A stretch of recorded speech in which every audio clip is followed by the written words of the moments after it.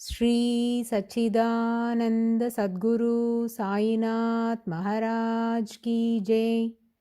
Sri Sai Satcharitra, An Insight, Episode 68. My humble prostrations at the lotus feet of our Sadguru Sai. By the divine grace of Sai, an attempt has been made to translate the gist of the divine discourse of Sri Ramanathan Brother telecasted in Sai TV.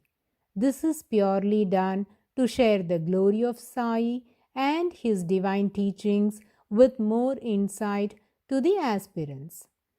Om Gurur Brahma Gurur Vishnu Gurur Devo Maheshwaraha Gurur Sakshat Parabrahmam Tasmai Shri Gurave Namaha. We have been discussing about Naradiya Paddhati, Kirtan, and the attire of sage Narada, the Manas Putra of Lord Brahma, who wrote Bhakti Sutra, which is venerated greatly by many of the Hindu Bhakti movements. The one who has renounced all desires can only explain the perfectional stage of pure devotion, and Narada was one such great sage.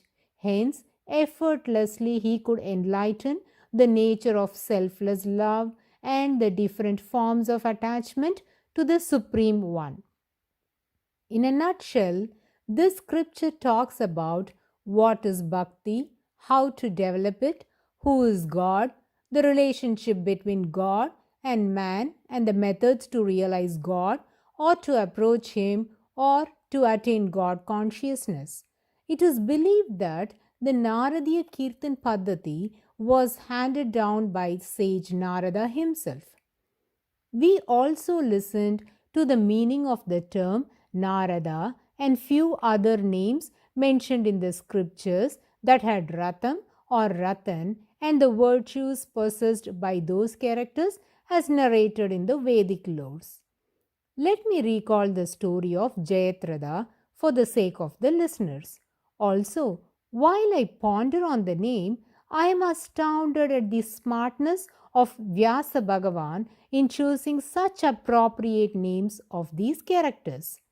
Jayatratha denotes the one who had conquered his mind, and let's see what boons he acquired with the aid of this quality that made even the great warriors lose their battle against him, and how that has been portrayed in this great epic.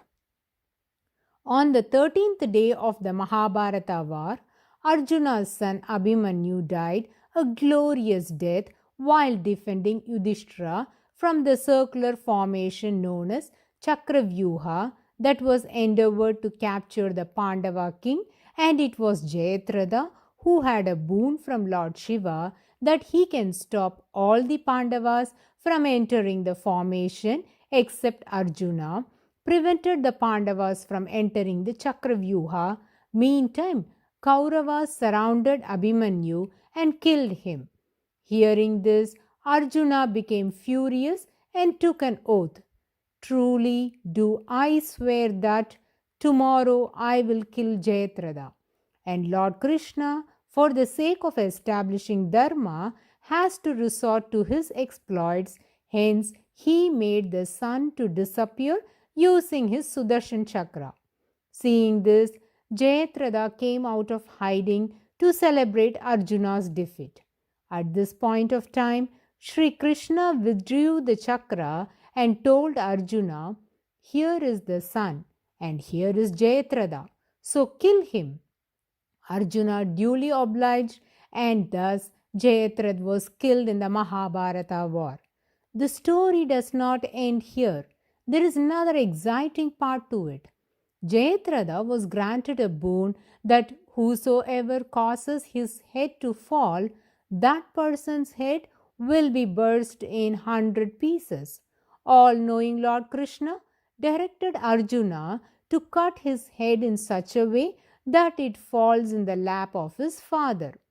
Arjuna, the most skillful archer, at once severed Jayatratha's head, and the next moment it fell on his father's lap, who was meditating at a distant place.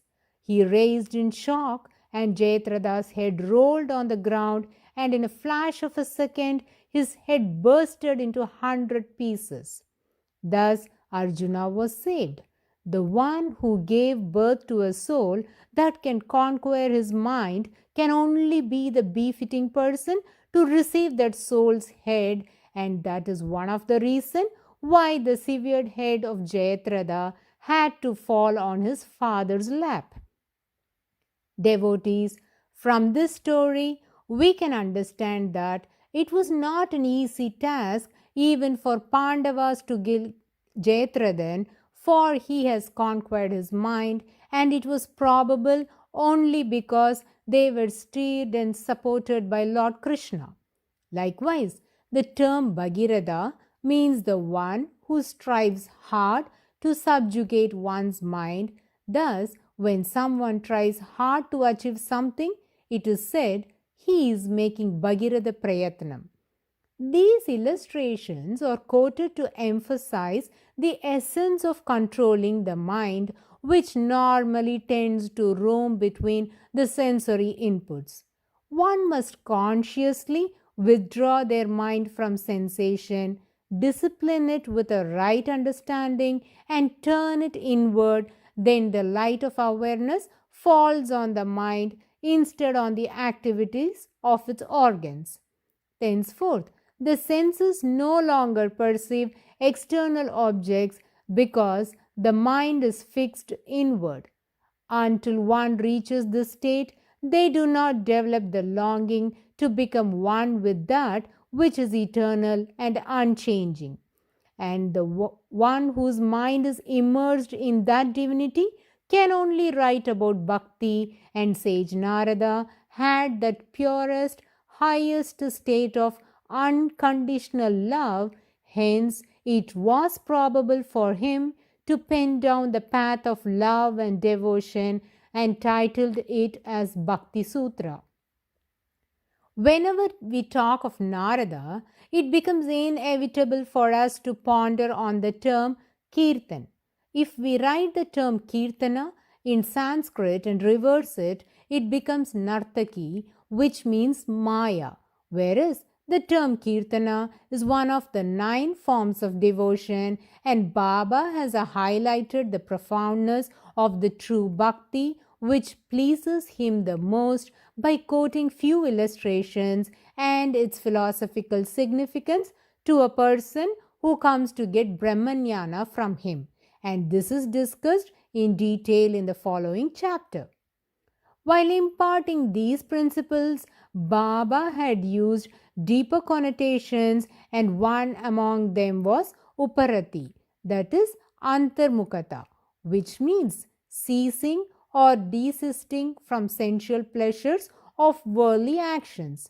It is one of the 6 virtues in Vedanta and Jnana Yoga. These virtues are used by the Jnana yogis to overcome the illusion of the physical world, and this allows them to pursue higher knowledge while maintaining stability, inner poise, and balance. Enlightenment is only possible if the yogi renounces worldly encumbrances. This can be illustrated with a simple example. Thoughts are reflection of our mind. If our thoughts are synchronized and directed towards God, then self-realization is possible. How to attain this? Let's compare our mind to a key and all the senses which ensnares our mind with worldly desires to a lock. Now, there is only one key to unlock it. How does this lock and key mechanism work? When we insert the key into the lock and turn it towards right side, the lock opens. Similarly, the mind which is compared to the key, when turned towards God, it gets released from the traps of desires and attains liberation. On the other hand, when we turn the key towards left side, it locks and gets confined. Likewise, we get entangled with the worldly desires and get locked in illusion. Instead, if we turn towards right side, we can withdraw our senses from the desires and attain God realization. To conclude, if we leave the worldly pleasures, God can be acquired.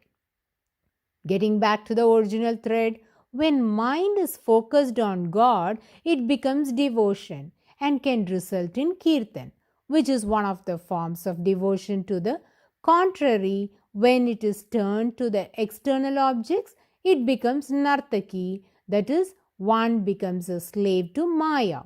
This significant feature is highlighted in Naradiya Kirtan Paddhati, and Baba must have decided to emphasize on this as it is similar to the principles of bhakti that he wished to impart to his devotees. This could be one of the reasons, and in this occasion, Dashganu Maharaj was made an instrument to exhibit this philosophy. Hence, Baba insisted on changing his dress code to that of Narada's attire. Moreover, Dashganu Maharaj was given the task of performing Harikatha and Kirtans. Baba wanted him to represent the ideologies that were followed by sage Narada, where no importance was given to outward glamour but stressed purification of soul. Hence, Baba pronounced the name of sage Narada here. Baba loved music and gets enthralled while listening to kirtans. Once, a very famous singer by named Aga Khan had come for Baba's darshan, and while he sang in the presence of Baba, Baba had demanded for one more performance. Such was his interest in music, and this incident has been recorded in Sai literatures. Baba was enticed as it was in the form of kirtans. Furthermore, Baba had taken the responsibility of elevating Dashganu's spiritual progress, and now, when he dresses up in a very attractive costume for performing the kirtans, his concentration will be more on what he wears than its purpose. Consequently, the importance will be shifted from God to self, and his focus could be to maintain his self image, to find himself better than others, and these thoughts are the indications of ego, which would become the greatest impediment of his spiritual progress. So, clairvoyant Baba, to curtail any such thoughts arising in Dashganu's mind, advised him to follow the dress code of sage Narada. The state in which Dashganu was in 1890 or 1892 when he approached Baba was very grave and, in the view of ordinary persons, hopeless. No one would think that a man with a horde of past karma, of vicious tendencies which had struck deep root, could possibly be saved from them in one life, more especially when his tastes had attracted him to a profession and to activities which gave ample scope for such tendencies. Baba refined his nature and washed away the effects of birth, breeding, and past habits. There are many methods that are adopted for this purpose, and this is one among them. So, these were the two reasons why Baba gave exceptional importance for Dashganu's attire. Omniscient Baba directed him to attend to his kirtans, and Dashganu Maharaj had a fine metallic voice and was a very able performer of kirtans, hence became a very popular kirtankar. Though he performed kirtans and katha about Tukaram or Namadev or Jnanadev, still he would always refer to Sri Sai Baba as the living Satpurusha, whose garlanded portrait was kept on his side with incense stick burning, and said, "It would be a great blessing for everyone to have his darshan, as that would purify them and bestow greater benefits." As soon as his kirtans ended, the audience flocked in big numbers to Shirdi. Dashganu Maharaj was famous in spiritual field not only as a great kirtankar but also a saint. He wrote nearly 1.5 million poems and enriched the Marathi language. He was also a great composer and writer of saintly lives. His writings were very special in nature and helped towards promotion of Bhakti Marga. We can compare Dashganu Maharaj's Harikatha to Sri Kripananda Warrior Swamigal, who was well renowned for his discourses, had enormous deep knowledge and practice of literature and music. His discourses were always accompanied by musicians who were legends by their own right. Rarely has the Tamil speaking world witnessed a person who combines all the qualities of a saint, a scholar, an orator, a writer, and a devotee. He captivated the hearts of Lord Kartikeya's devotees not only in India but in different parts of the world. Similar was the performance of Dashganu Maharaj. Roughly around 2000 people, spellbound in rapt attention, listened to his kirtans for 6 to 8 hours. Once, when I had been to Siddhivinayak temple in Mumbai, had an opportunity to witness a Harikatha. Though I don't understand Marathi, I was greatly attracted to see the performance as it involved narration of a story, intermingling songs relating to the story with music, and it also depends greatly on storyteller's sense of humor, his presence of mind. The audience were enthralled watching the performance. Harikatha is not only a medium to entertain the masses through the narration of stories from Puranas or recounting of tales from Hindu mythology, but an effective way to impart learning and transmission of ideas and ideals from the ancient scriptures, great epics, and God incarnations. Instantaneously, my mind traveled back a century and imagined the extraordinary, lively, and mind boggling performance Dashganu Maharaj would have staged to capture the attention of masses and kindle their devotion to visit Shirdi and have Sai Baba's darshan. We have heard a bundle of stories about Dashganu Maharaj in the earlier episodes. We also listened to the various Leelas Baba exhibited to pull and correct him now and then. Baba had also saved him from many a mishap.